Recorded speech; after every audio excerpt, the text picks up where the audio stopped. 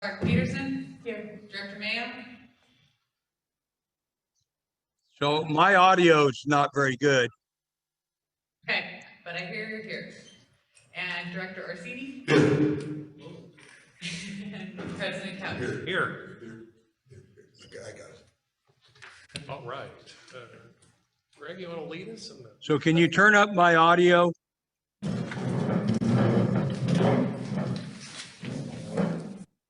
Ready? I pledge allegiance to the flag of the United States of America and to the republic for which it stands, one nation, under God, indivisible, with liberty and justice for all. Please be seated.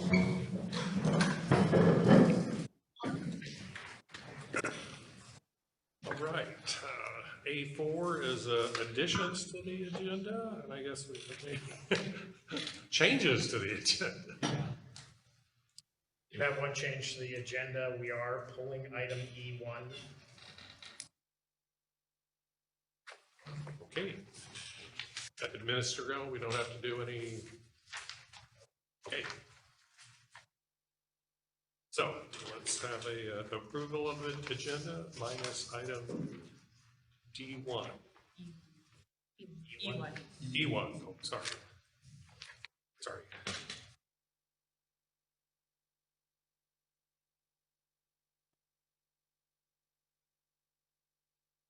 Looking for a motion. Wait for motion. I move to approve the agenda.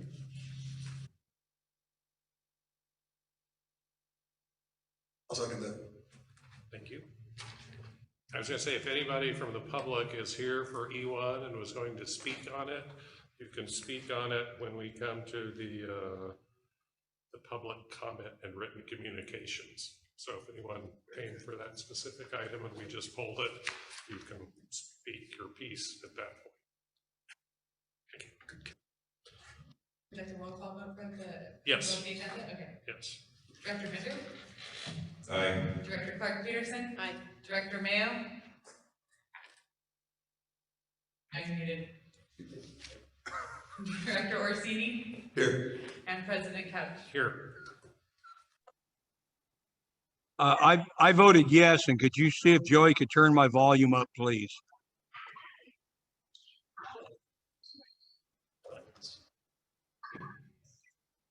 I'm doing everything I can on my end. Maybe his laptop. I know. Since you know you have a volume on your laptop too, or on the computer you're using, maybe to turn the volume up.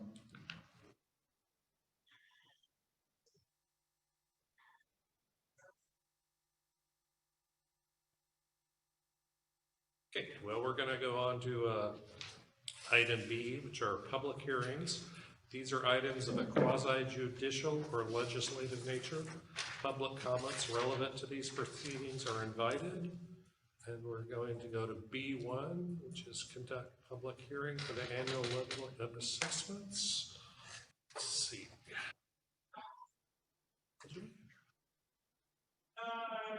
Leslie Fresby. Let's see. In 1992, Sir, can we open the public hearing? Oh, can we open the public hearing? Okay. Need to do that, or just say we have opened the public hearing? Yes. Okay, thank you. Thank you, Pat. In 1992, McKinleyville voters approved the Measure B Assessment District with a 20-year duration for the purpose of funding the development and maintenance of public recreation facilities, including the McKinleyville Activity Center, Azalea Hall, and Hiller Sports Site. The board authorized collection of the assessments in each year beginning in fiscal year 1992-93. In 2011, a property owner protest ballot proceeding was conducted pursuant to the provisions of the California Constitution, Article 13, for the levy of annual assessments for the Measure B Maintenance Assessment District, renewal for parks, open space, and recreational facilities, which replaced and extend in for another 20-year duration the assessments previously approved by voters in 1992.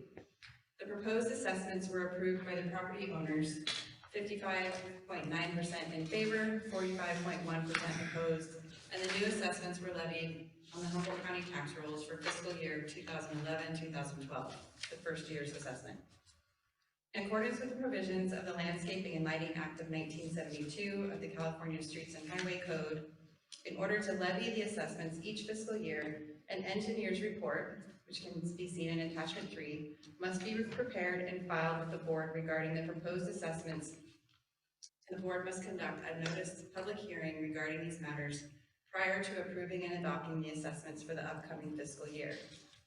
On April 6, 2022, the board adopted Resolution 2022-11, which initiated the annual levy process and preparation of the engineer's report, and Resolution 2022-12, which declared the board's intention to levy the assessments for fiscal year 2022-23, and set May 4th, 2022 as the date for the public hearing.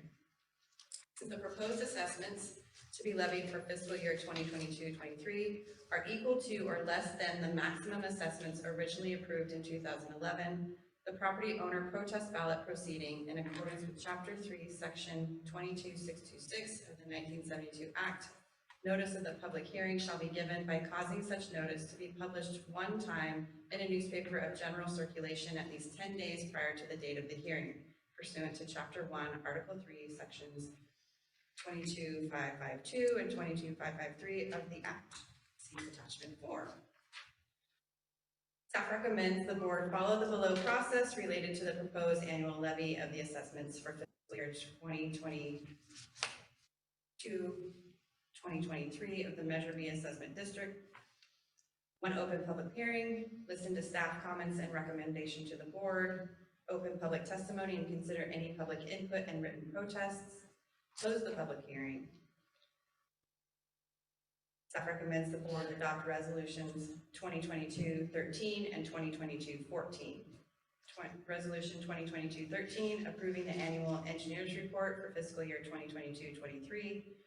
The McKinleyville Community Services District, Measure B Maintenance Assessment District, renewal for parks, open space, and recreational facilities, including the assessment diagram connected therein, attachment 1.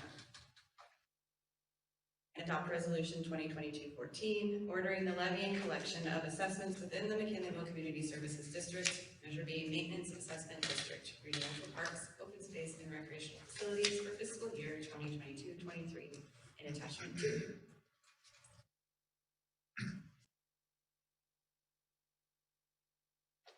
Thank you.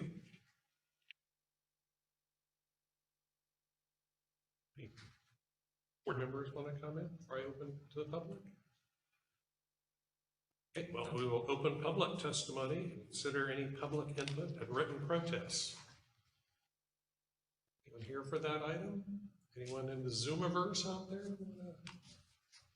Jump in? The Zoomiverse. Okay, seeing nobody, I will close the public hearing.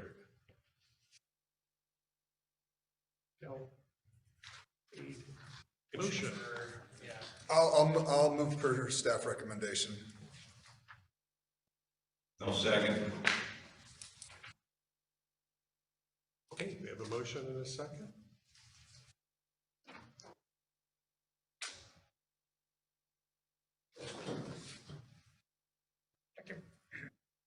Dr. Bender? Aye. Director Clark Peterson? Aye. Director Mayo? Still muted. Thumbs up, Dennis. Yes. Thank you. Okay. Director Orsini? Yes. And President Couch? Yes. April, can you ask Joey to turn my volume up? I can barely hear you all. He's trying. Try turning up on your laptop, Dennis. Yeah, Dennis, do you have the volume all the way up on your laptop? I go to auto setting and the volume on input is in the middle and I can't get it to move. That's his microphone in By the clock. And I blame that on Joey because you had this computer the last month.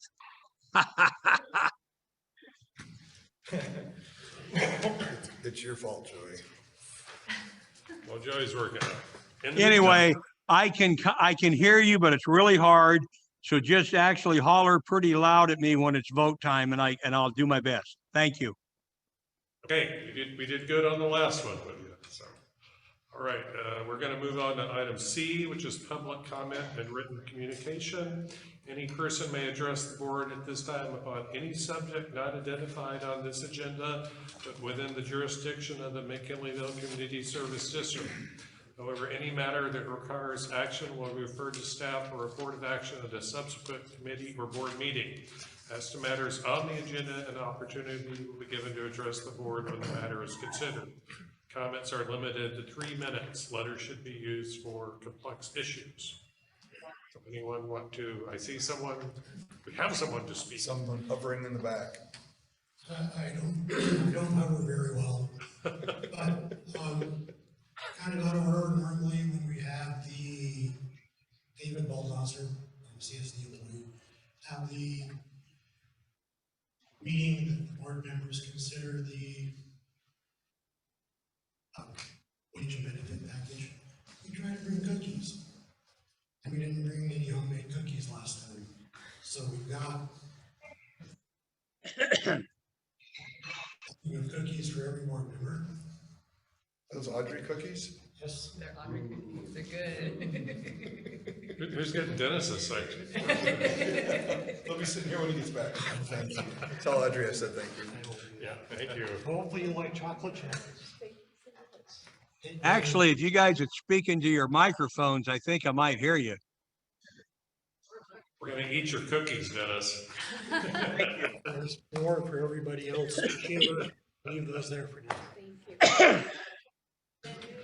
Thanks.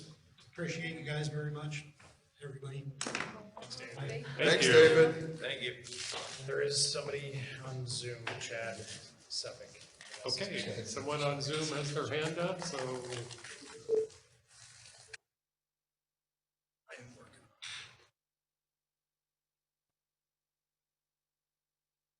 Is that Chad or? Yeah, can you hear me okay? Yes. Yeah. Hi, sorry, for some reason I was muted. I had an idea. If you guys look out your window at the old gazebo where the barbecue pit is, it's been vandalized a couple of times. And I just had an idea about maybe if you thought about it, maybe hire the kids at the Boys and Girls Club. Maybe they might want to do some artwork there and paint that. I think things that get painted with something nicely are less apt to be vandalized. And the same goes for the drainage encasement, the end of Parkside Drive in your retention basin. And the people have been spray painting that. I go on my run through there by the Midtown Trail, and that one's been spray painted now twice. Maybe you guys could have someone do some artwork on it and have it less apt to be sprayed. I just wanted to share that idea. That's it. Thank you.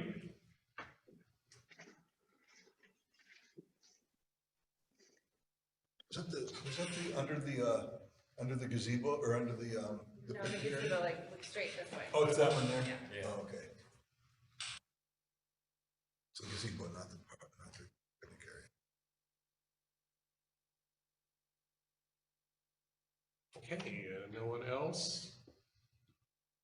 We'll move on to the consent calendar, which is item D. Consent calendar items are expected to be routine and non-controversial, to be acted upon by the board of directors at one time without discussion. Any board member, staff member, or interested person requests that an item be removed from the consent calendar, it shall be removed so that it be acted on separately. So anyone have anything they want to pull, or? We're good? I'll make a motion. I'll move the consent calendar. Second. Thank you.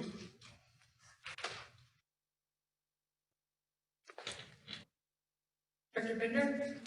Aye. Director Clark Peterson? Aye. Director Mayo? Dennis, you can vote now? Can you hear us? Dennis, we're voting on the consent calendar. Director Orsini? Yes. And And President Couch. Yes.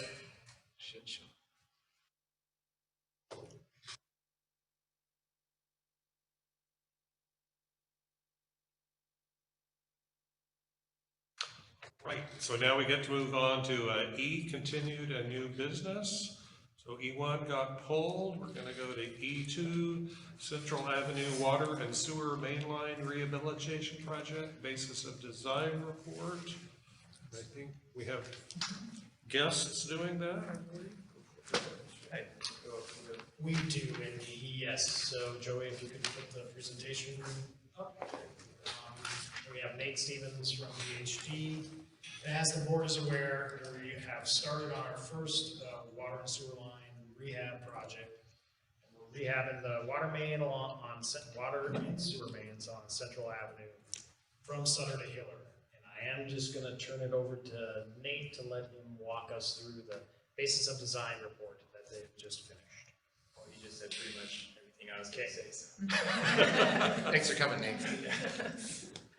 So yeah, for those of you who don't know me, I'm Nathan Stevens, an engineer with GHD. I'm the project manager for this job. We've also got Malia Gonzalez here, who's another engineer with GHD, who's the design engineer on the job. So here's an outline of the presentation. So I'll give a brief overview of the project and dive into the alternatives we looked at for the sewer system, and then discuss the water alternatives we looked at, and then I'll summarize and go into the next steps for the project.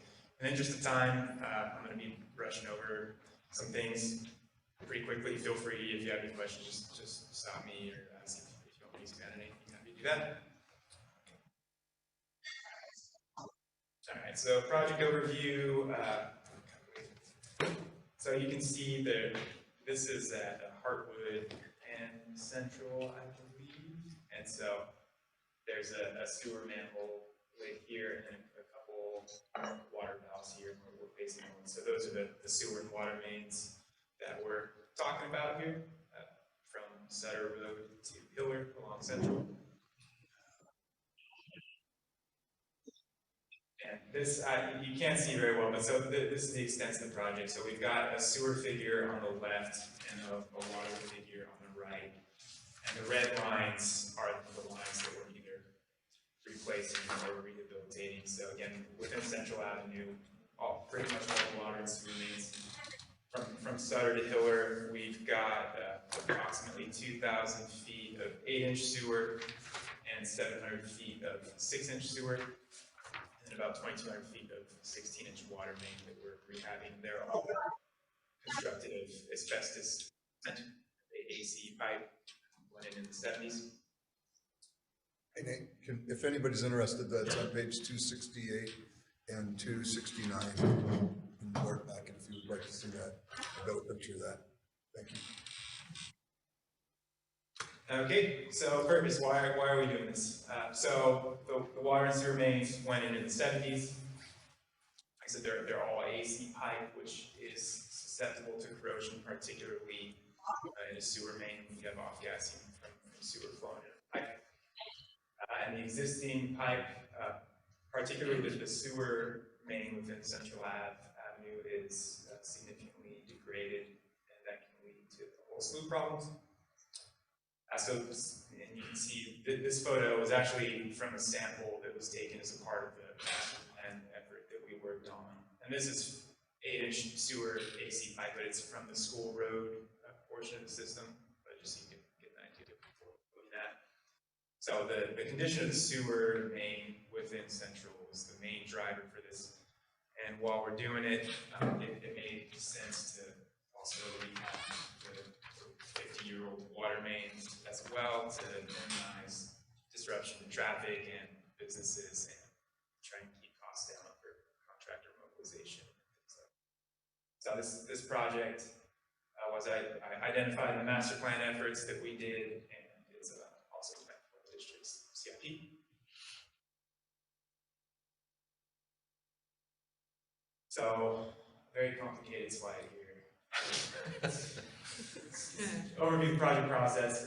There are obviously a lot more steps here, but big picture, the okay, we have a problem, we'll identify the alternatives, then evaluate the alternatives and come up with a preferred approach, and then design the project, and then put it out and construct it. So tonight, I'm talking about steps 1 and 2 there, and where we are in the process now is step 3.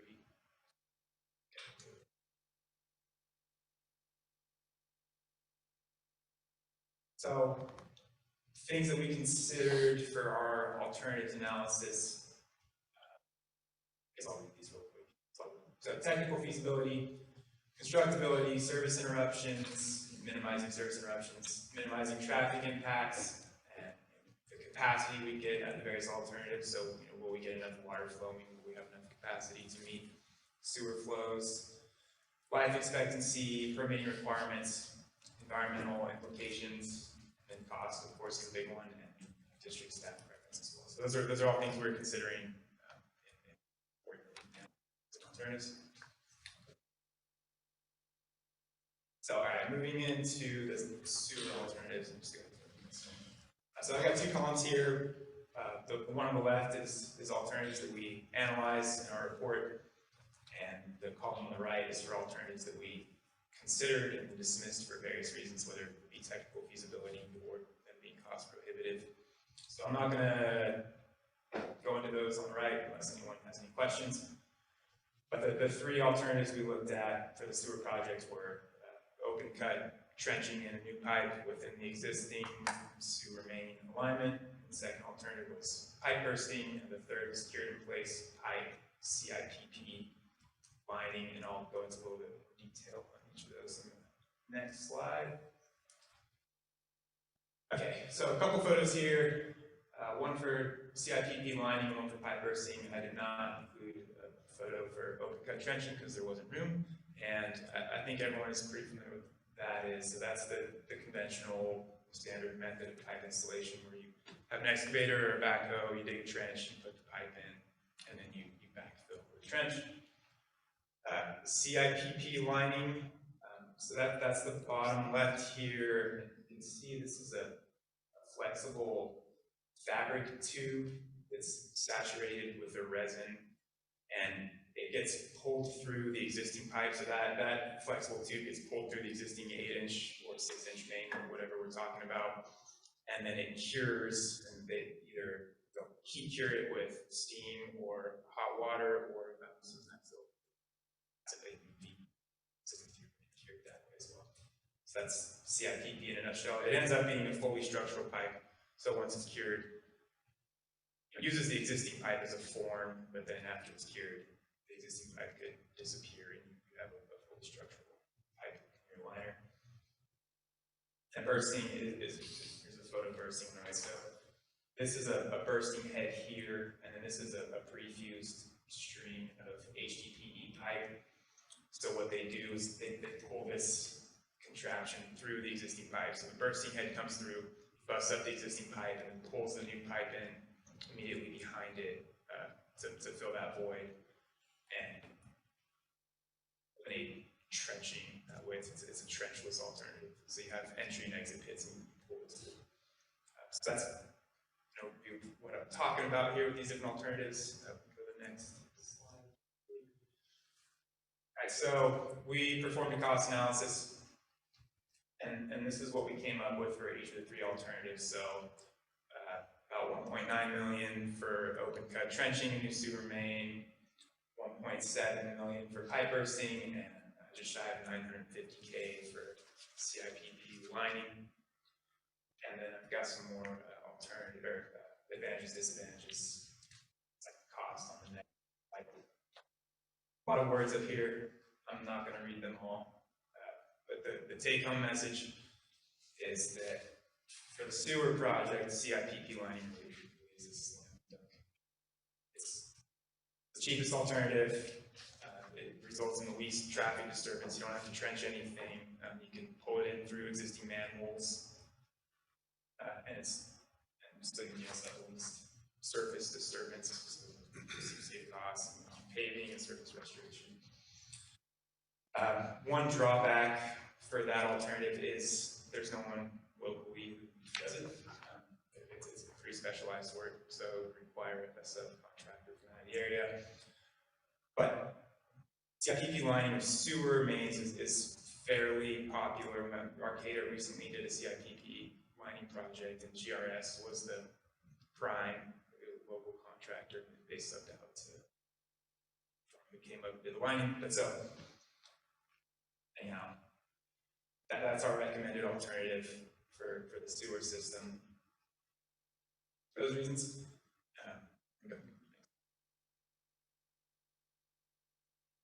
Okay, so going into water alternatives, are there any questions on the sewer stuff? Anything you want me to expand on?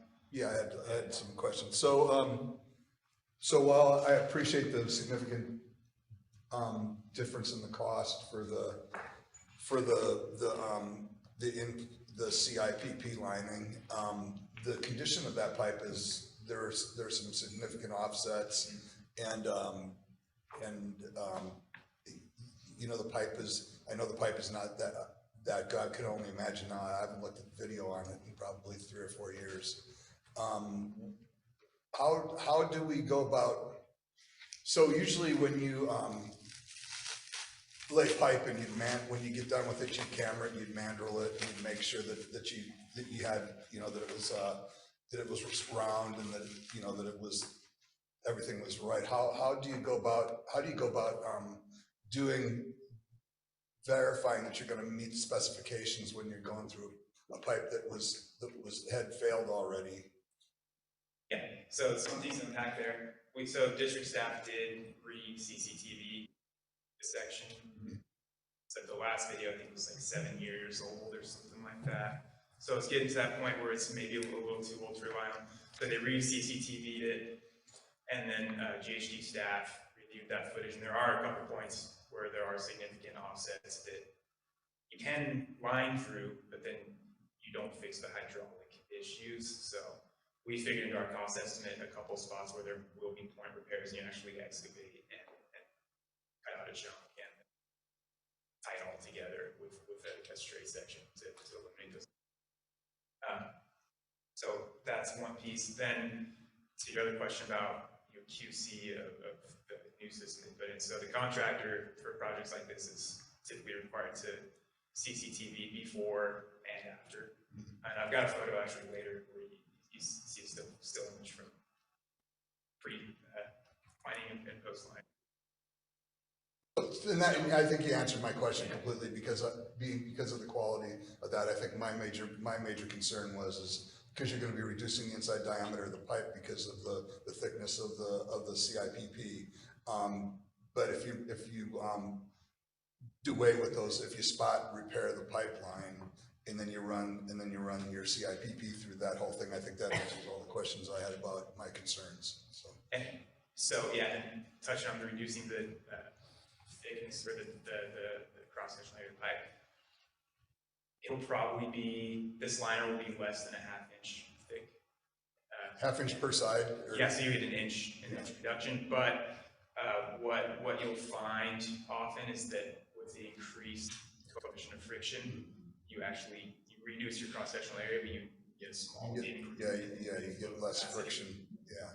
Right. Well, and that pipe, I think that pipe was always oversized anyway, and that's probably why it rotted the way it did, because it was so big, with the amount of solids or the amount of liquid that was going through. But anyway. Other sewer questions?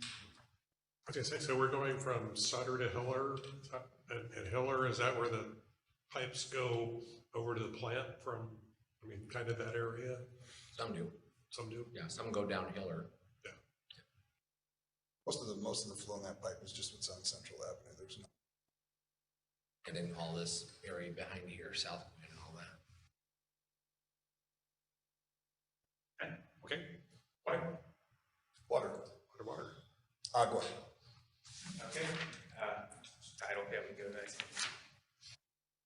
Okay, similar to the sewer project, we looked at the same technologies for water and landed on analyzing the same three. So trenching, pipe bursting, and CIPP lining.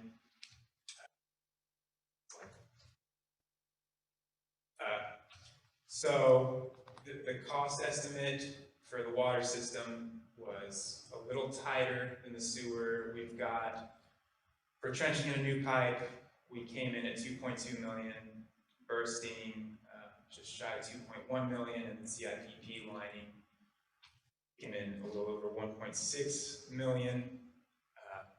So open cut trenching a new pipe showed as most expensive based on our cost estimate, but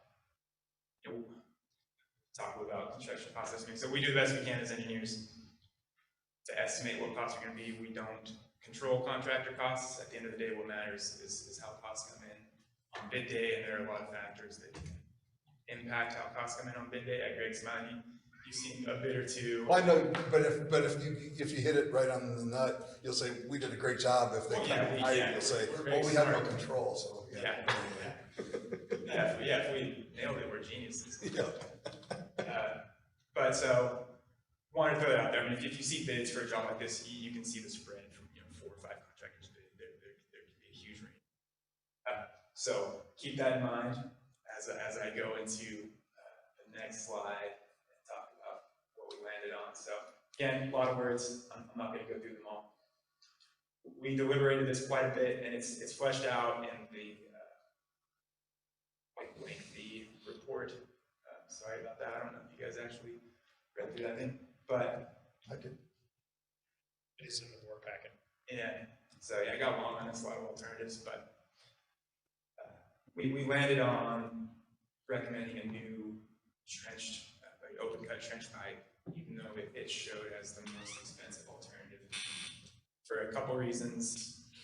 One key reason being that it is conventional construction, and there are local contractors that can do that work, and it would increase competition, and pipe bursting and CIPP lining would both require temporary service. We would have to take the existing main out of service, which is a pretty big logistical consideration, and can have a lot of cost from the contractor's perspective, and we wouldn't be able to maintain firefighting capacity if we had the temporary service. So I mean, you could, but with a bigger line, then the whole thing would be cost prohibitive. So your temporary service would be like a 2-inch or 3-inch. So those were some of the key considerations. CIPP lining showed as the most cost effective based on cost information. We've looking at bids for other jobs and talking to contractors and such, but there are fewer contractors that do CIPP lining of pressure mains than there are contractors that do CIPP lining for gravity mains. So like the sewer project, we recommended CIPP lining. There are even fewer contractors that will do it for water, so that there's even less competition. So we didn't really want to hang our hat on that, and at the end of the day, particularly for a pressure water main, we decided that having a new PVC pipe would be preferable to having a line. So those were the considerations that led to that recommendation.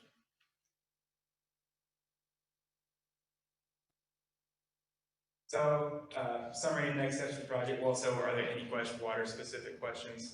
Yeah, I had a question. So if how much separation is there going to be between the existing sewer main and where you're going to put the new new main? And so the new main is going to go more or less down the center turn lane, and so we'll have greater. Down the center turn lane. That was the easiest way to go about it. There's a gas main down that. There is, but yeah, it was. So that's on our topo, and we're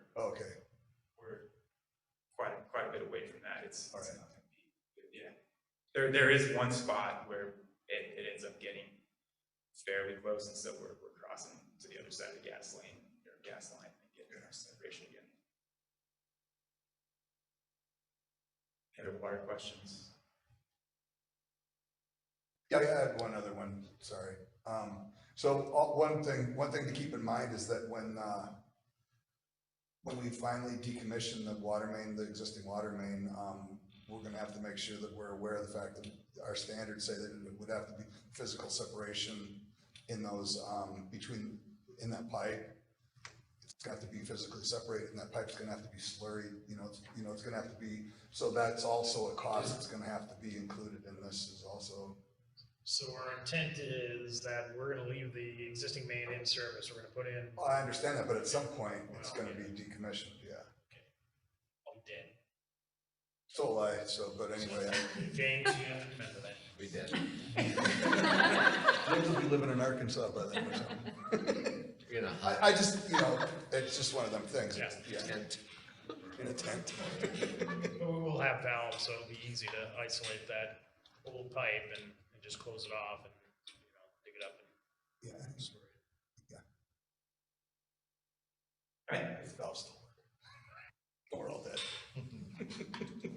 Thank you. Jay said he's gonna exercise them every week. Okay, so to summarize, sewer project, CIPP lining, and to add a couple of details, we're also gonna be replacing cleanouts as part of this, and lining manholes, and also either lining or replacing laterals. We're hashing out some details. And then there will be a couple point repairs that require some open cut trenching based on a review of the CCTV. Bottom left, you can't really see very well with the lighting, so is what it is. But that's before and after CIPP lining, so before on the left, after on the right. Interested, I can give you a photo. Water, open cut trenching, and new parallel main. We're also replacing water service laterals up to the meter, replacing fire hydrants and the lines associated with those, and other appurtenances. I have a question. It would seem to me that doing pulling that, instead of opening the trench, pulling that, was there any consideration into pulling the water main? Bursting it? No, not bursting it, no, and down Central Avenue, instead of digging it up, using directional boring and.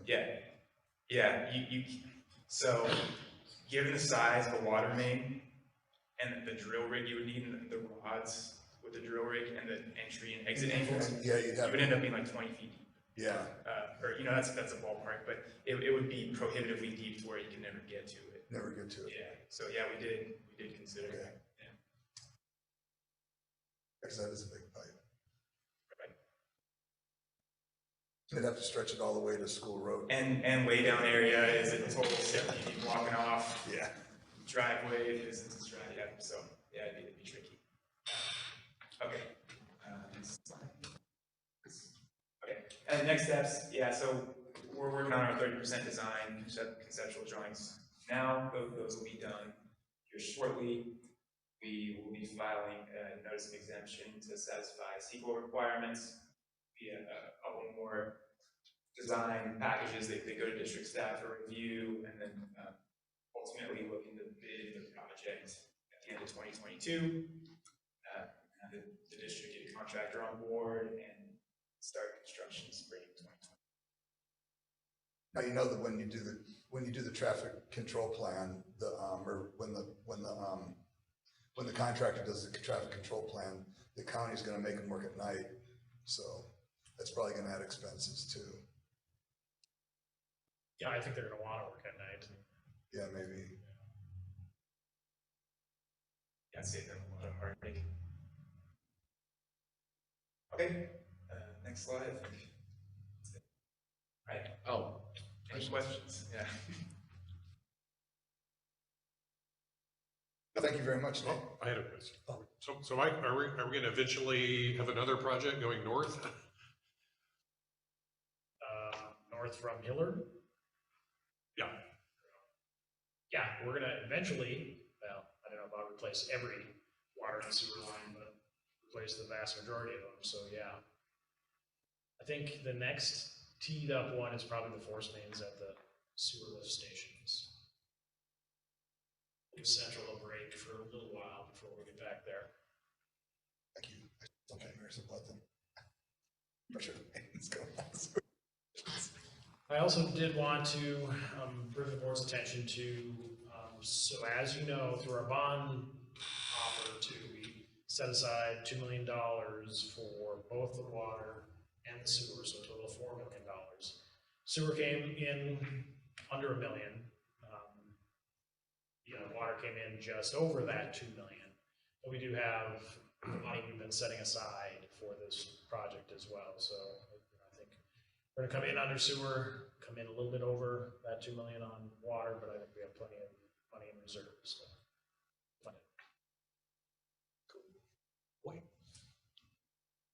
I think it'll be good if we tear up Central and then in the future, when they redo Central and have fancy whatever traffic calming measures, we won't have to, we'll all be done with our part of it. Well, they'll put a moratorium on tearing up Central for the encroachment permit. What are the moratoriums? 5 years. 5 years? 5 years. Won't be able to, they won't let us, our encroachment permit won't let us on Central Avenue or on any street for 5 years after they do upgrades. Unless we declare it. Okay, well, thank you. Thanks, Nate. Thanks, folks. Yeah, thanks, Nate. Nate, you did an amazing job. She did all the work. You did everything. He read your notes.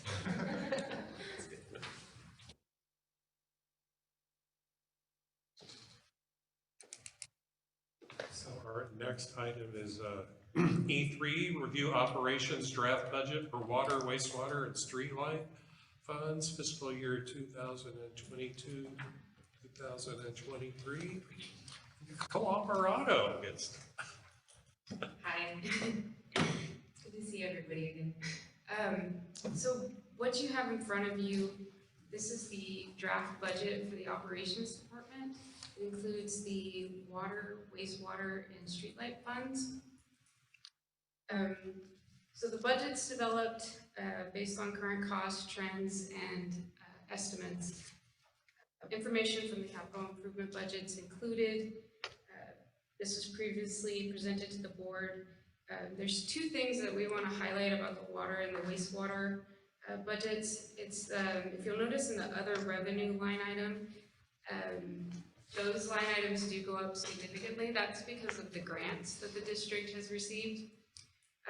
One change that Colleen and I do plan to make before the final budget is brought before the board is that in the water fund, you see that 4.7, almost $4.8 million number. We're actually going to anticipate to spread that over 2 fiscal cycles instead of 1.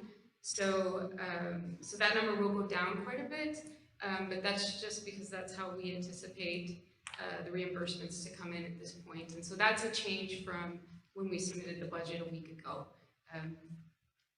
These things kind of flow, and so we're constantly updating our knowledge, and so you will see that change when we bring the final budget. Thanks, that's a question I don't have to ask. Okay, great. And then in the streetlight budget,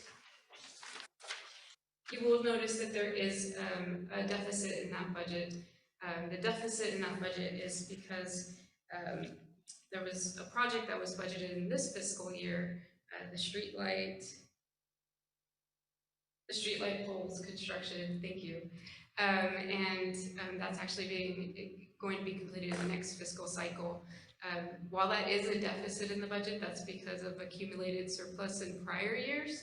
So that while it's a deficit on paper, it's actually being funded by prior surpluses. If you have any questions, Colleen and I can answer them.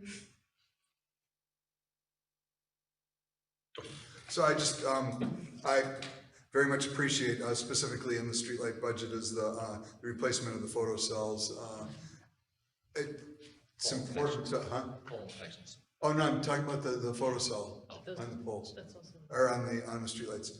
And that you think when you see a streetlight on during the middle of the day, you think, well, yeah, no big deal, at least it's on at night. But those streetlights have a lifespan, and when they run, every day they run is one less day they'll be on at night. So it's very important that those photo cells get changed, and I'm glad that we're going to do that as it was planned. We're pretty much right on schedule with doing that, aren't we, James? Yeah. Okay. I'll share a little bit on that since you're asking. Yeah, I'm asking. We ordered them, so it might get done. It's split. There was money in for this year and then it got moved to next year because I don't know if I can get them.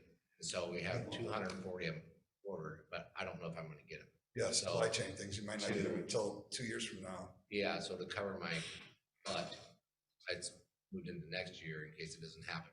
The other thing we've done is anything that we replaced in the last 2 years, we created an app. So when they go out and replace a photo cell, that all photo cells are in the app yellow if they turn green. So then when we go out and do our replacement, whoever's doing the replacement will know not to replace that one because it's been done. Because it's only 2 years old. And to move on and replace the other. So we're tracking those. Very good.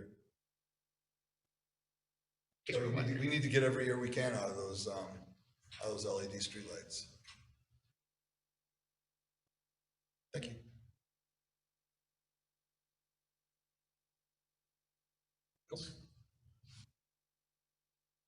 Let's see. Information only. So the next item.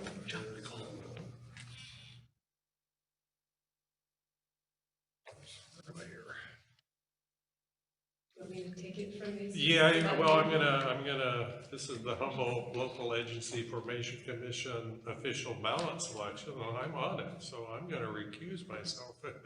Joe Ellen is going to take over, but I'm gonna, before I leave, I'll tell you, I like LAFCO, and for people who don't know what LAFCO is, I mean, it's got this big acronym, and it's, like a super powerful committee, because there's, representatives from all the cities and people on it. The overall goal of LAFCO as a state organization is preserve agricultural land and preserve open space.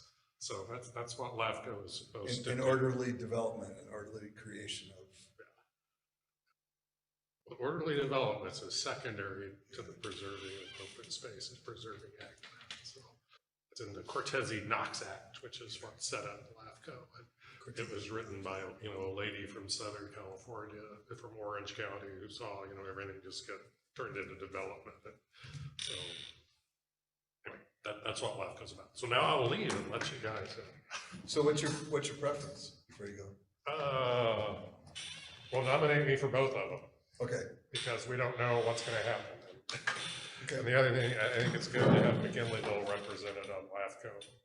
We have lots of little districts that have 200 or 300 people in them. And, I think just because of the population of McKinleyville, it's good to have a representative there.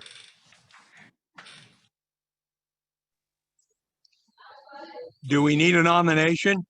I'm wondering when it's over. We're still in discussion mode, Dennis. All right. So April's going to present E4. So the term of one of the special district members on LAFCO expires on June 30th, 2022. The process of electing a member for the next term, which will begin July 1st, 2022 and end July 30th, 2026, is detailed in attachment 1. There are 4 candidates for regular member and 4 candidates for alternate member. Each special district may vote for one person in each category. Board President Couch is a candidate for both the regular member seat and the alternate member seat. So staff recommends that the board review the information provided, take public comment, and choose one of the list of candidates to fill the upcoming LAFCO term beginning July 1st, 2022, and ending July 30th, 2024.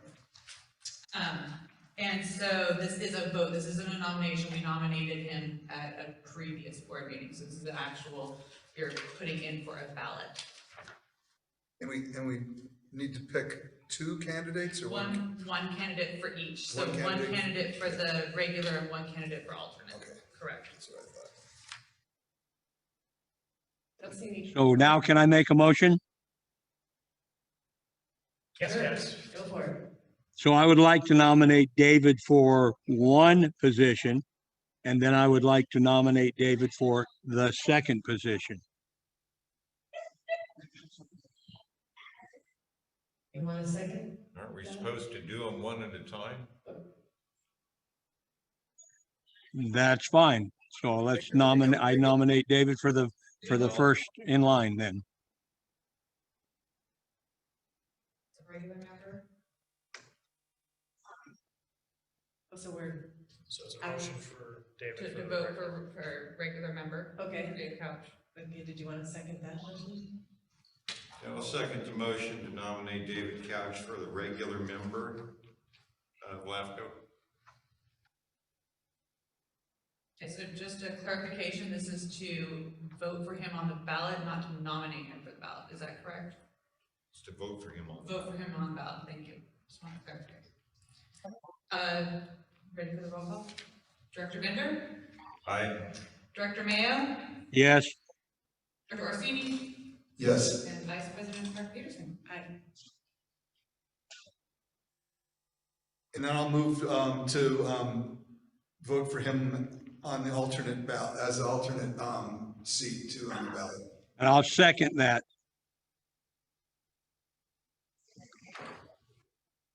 Director Bender? Aye. Director Mayo? Yes, Director Orsini? Yes. Vice President Clark Peterson? Aye.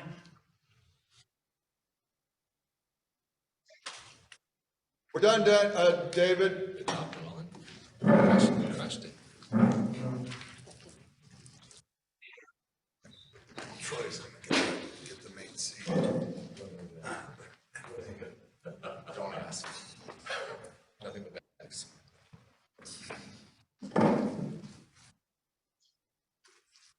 Because he's not gonna eat his cookies. You can take the red plate too if you want. No, that's okay. so David, I hope your damn check don't bounce. Okay, well, it might. Greg's eating your cookies too, so you're really losing out tonight. Oh, well, what are you gonna do? John's eating the other one.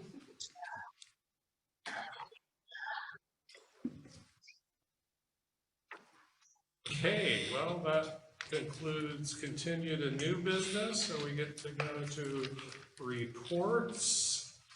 And we'll start with active committee reports. We have Parks and Recreation Committee. I have nothing yet to add to Director Frisbee's report as written. Thank you. Area Fund, any, no update in Area Fund? Redwood Region Economic Development Commission? Nothing to report, except I did want to mention and see about maybe adding Dennis to that, because I have a few meetings this summer that I'm probably not going to make, so I need a backup person. Dennis said he'd be willing, but we need to get his name on there for him to be able to vote. So that's something I wanted to bring up, that maybe Scott, we take you off and add Dennis, or somehow I need someone who can fill in for me this summer. You can't do those? Well, when it came up, you had somehow decided that I was too busy to serve as an alternate, so I'll let you just go with it. It was your idea to ask Dennis, so more power to you. Yeah, I'm fine with it, but also Scott, if you want to do it, I'm fine with that. Whatever the board's wishes, I'm okay with.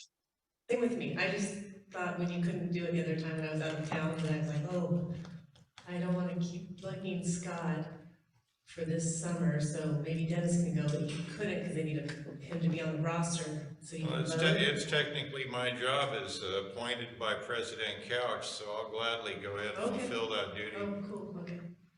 Thanks anyway, Dennis. I didn't hear that. If Scott wants to do that, I'm fine. Would you like me to then be the alternate? I think we're gonna keep Scott as the alternate. He's expressed his desire to stay and do it. Okay, I'm having a hard time hearing, so clarify for me. Scott was the alternate. Is he now going to be the primary? Oh, no, he'll still be the alternate, but he will be able to go more often than not. All right, so Yeah, you're done, nothing. Claire, hold on. Make this very clear for me. I'm having a hard time hearing. Am I the primary and Scott the alternate, or is Scott as alternate now the primary? And would I then be an alternate? It's my understanding we're gonna leave it the way it is, Dennis, so I don't know how it is. how it is. So Director Clark Peterson is primary and Director Binder is alternate. And so that's going to work for her as well, Yes. to be an alternate occasionally. Sure. Okay, thank you. That's all. Very good. I'm all good with all of it. Thank you.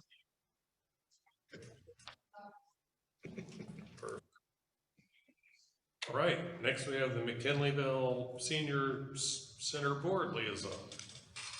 And that would be me. Now, the board did not meet. The board is scheduled to meet in June, where we'll be electing board officers for the coming fiscal year. I'm busy building the foundation back up from basically the ground floor. I'm focusing on collaboration and partnerships.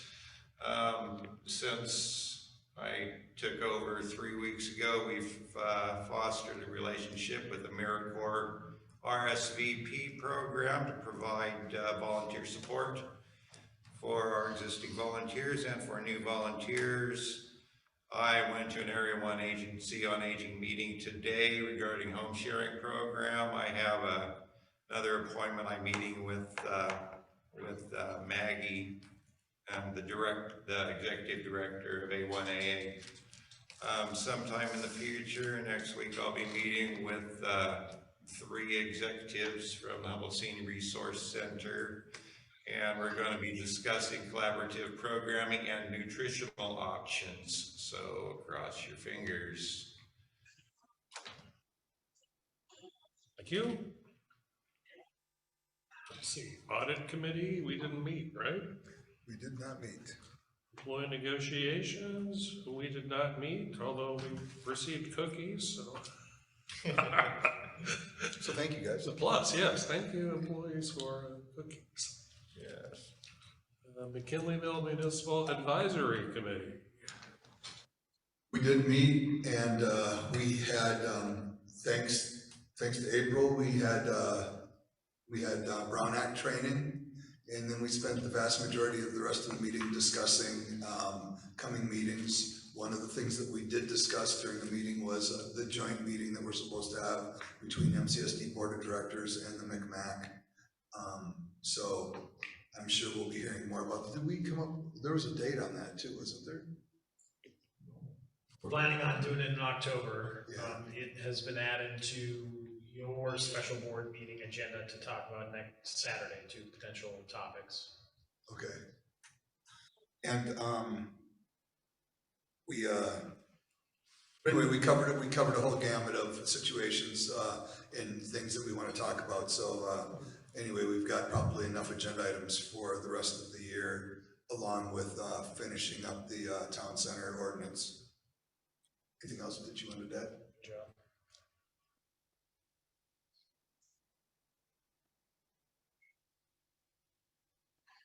All right, thank you.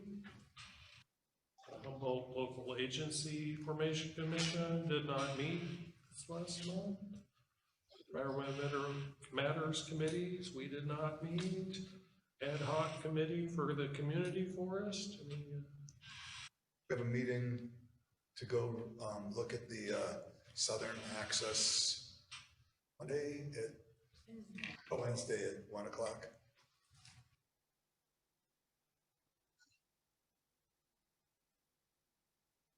Okay, thank you. So F2 is legislative and regulatory reports. I don't have anything there. Dennis, you usually chime in on that. Are you there for anything on that? No, I'm good.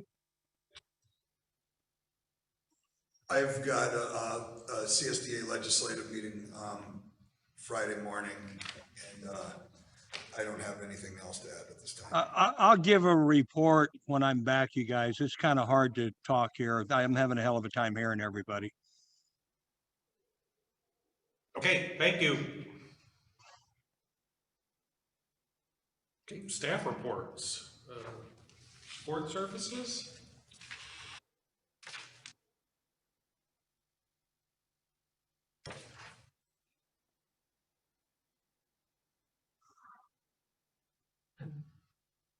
I'm Nicole's mini-me for now. Team.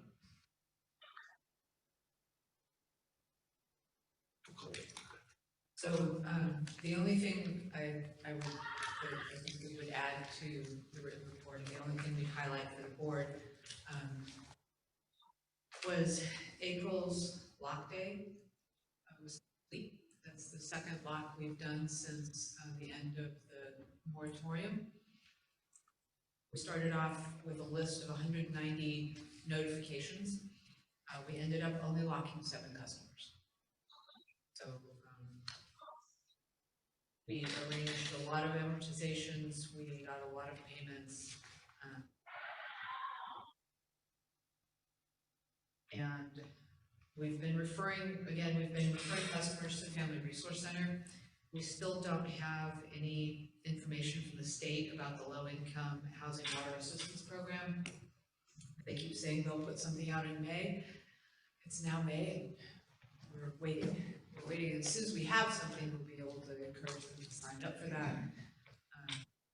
We'll see what the state has in mind. Other than that, we wanted to give forward that update.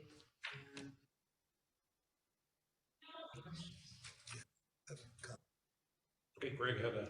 Yeah, I just want to compliment our board. There was, at the last city council meeting in Arcata, they just approved sending a whole slew of people to collections to get that money back. And I just want to give kudos to our staff for the hard work that we've done through the whole pandemic in helping people keep it in the forefront of their mind that was something that, you know, a debt that they were going to have to take care of. And then also staff and our general manager for working with the amortizations for people so that they don't end up in collections over this. I'm sure there are going to be a few that end up in collections, but it's not going. I don't think it's going to be the quantity that are going to end up in collections that they're having in Arcata. So thank you very much to staff for taking care of our customers. We'll be happy to pass that one on. Ditto on that for me.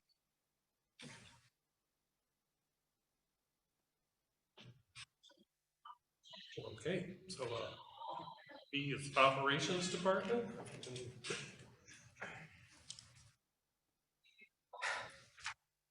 I have nothing further to add. Thank you. Thank you. Parks and Recreation Department. Nothing further to add. Thank you. And let's see, the General Manager. I have something further to add. I just want to remind everybody about the special board meeting on Saturday at the Teen Center. Starts at 9. It's scheduled to go till 3. Hopefully it gets over before 3. Was it at 9? 9 a.m. So change that. And Director Frisbee will be facilitating it, so I'm sure it'll be great. Oh, that's what he's gonna do? I'm not coming back. It's for the morning, and we'll have lunch as well. But just want to make sure everyone has that on their calendar for 9 on Saturday. You have 6 hours worth of stuff to talk tennis about? shoes, maybe playing dodgeball. But don't be coming. So where are tennis shoes? I need your lunch order by Friday. Well, thank you. Let's see, Residents Square. I was just reading today that this is the 50th anniversary of the Clean Water Act. So the Clean Water Act is kind of what requires the level of wastewater treatment plant that we do as an agency. It's also a funding act. Oh, you mean the act that requires us to put, that if we took a gallon of water out of the river, we couldn't put it back in without getting fined? That too. Okay. I have a question. So this is a fairly significant number, and I think it needs to, I think I would appreciate it if we could, shed some light on this because of, how important this is for our operations and the cost and also us not having sanitary sewer overflows. But either James or Pat, could you speak to the $167,000 in savings for the manhole repairs that were done? Hey, James. What page are we on for everybody? It's on 301. 301. Greg already knows the answer for this, but I'm gonna educate everybody else because he knows how it's calculated. So you take the water that's leaking through the manhole, is being mixed with our wastewater, and then going through pump stations, and then making it to the treatment plant. I wrote an article about this one time. And then being processed, treated, and then discharged. If you subtract that water from the cost of pumping and treating, handling, you come up with that savings. Based on, I think it was based on a year, I think. Is that a year? Yeah, a 1 year savings. Do you remember, I don't want to put you on the spot, do you remember how much it's costing? 100 gallons? I sent an email about it, but I didn't. Okay, that's okay, don't worry about it, but it's significant. When It's you start- huge. Yeah. It's huge, yeah. The cost per 100 gallons of water to pump it and treat it and Yeah. discharge it. Yeah. So could you kind of go over a little bit of what that really means as far as the repairs and stuff like that? And the guys work at going out and finding those leaks? So they work hard. So the repairs, they, during the wet weather season, I'm gonna go into the story because now, since I didn't have any time to talk, I'm talking. During the wet weather season, they look at manholes for leaks, looks like pee coming out of the wall or a crack and there's a lot of water bubbling up. And also during the wet weather, we put flow devices and flow totes in, or now called smart covers. And we measure the water that goes through the sewer. And then during the summer, full of information, we then measure again and we take the difference and like, hey, we have a concern. And so then we camera that area and look for leaks. And see if it's a customer's lateral or not. And lost my place. Therefore, we go back to those and we drill out some of those holes. Let's see, by oakum, it's horsehair, basically. We shove oakum into the holes to slow the flow down, and then we either inject a gel grout, which then fills the empty cavity behind the wall. That was a good choice of words, James, good job. And then seals it. And then, or if it's small enough, we prefer this 2-part epoxy that we've been using that you put on. It looks like a gun used for, just say epoxy. Huh? A caulking gun? Thank you. I was trying to find a different word. And then, so we then use that and we inject that into there, and then that 2-part epoxy mixes and seals it. And basically what you end up with is zero leaks. And I&I, which is used a lot as infiltration and inflow, you reduce the I&I, and reduces the cost. To do this, staff, this is the hard working part, staff has to be lowered into the manhole with a tripod and winch with gas detectors. And so anyway, and then so they go down there in ventilation, they're gas detectors. And I think that's pretty much, and then, but it sucks down there. It's scary, it's dark, it's damp, and it gets overwhelming. But yeah, they suck it up and they brush it. And they do a wonderful job at the end. Thank you. Oh, I missed anything, but I did. No, I think that was pretty thorough. Was on a roll. Almost sang it. Yeah. That's riveting. You're crying. I know. You can steal that. So thanks the guys for going down in there, because I know that's a confined space entry, which is like a danger for the employees, and there's a lot of safety issues and procedures you have to go through when you do it. It's not just a casual No, affair. it's very dangerous. Even with all the right equipment, it's still dangerous. And not only that, but the vast majority of the best work of that gets done when it's pouring rain and you're out and you got to watch out for traffic. And How long are they under there for, ish? 5 minutes, an hour? Depends on their attitude. Sometimes it could be, it's no less than an hour, because you gotta prep it and then, but sometimes it could be, depending on if it's a big one, like we keep them, put our hand on them, we keep them down there. Sometimes it could be, I mean, they don't stay, like they come in and alternate up to 4.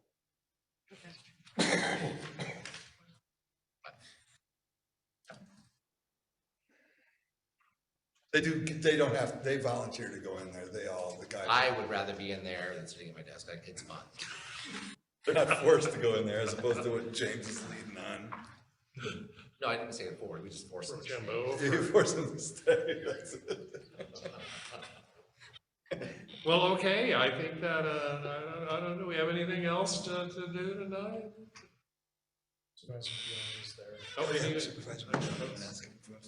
Supervisor Madrone, I see you're in attendance. Do you have anything to add to our proceedings tonight?